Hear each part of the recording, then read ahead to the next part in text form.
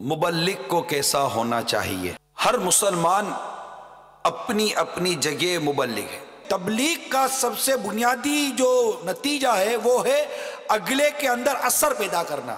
انفرادی کوشش مبلغ میں ہونی چاہیے۔ گناہوں کی حرص، حب جاہ، بخل، خود پسندی وغیرہ معاملات ہمارے معاشرے میں بڑی بے باکی کے ساتھ کس قدر پھیلتے چلے جا رہے ہیں، مفت میں گناہ ہو رہے ہیں۔ مسلمانوں میں نیکی کی دعوت عام کرنے کی جتنی ضرورت آج ہے شاید پہلے کبھی نہ تھی۔ کوئی شخص صحیح معنی میں مبلغ بننے کے لیے تیار نہیں۔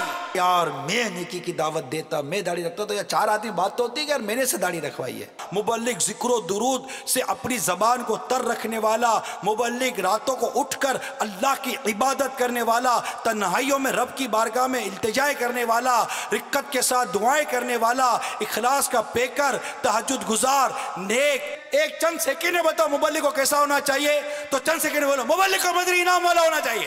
مدنی مذاکروں کی وی سی ڈی لے، بیان ہی بیان ہے، مواد ہی مواد۔ ارے بات کرو، لوگ آپ کو پھٹی پھٹی آنکھوں سے دیکھے، یہ بولتا کہاں سے؟ آپ بولو میں کہاں سے بولتا ہوں، میرے پیچھے ہاتھ میرے پیر کا ہے۔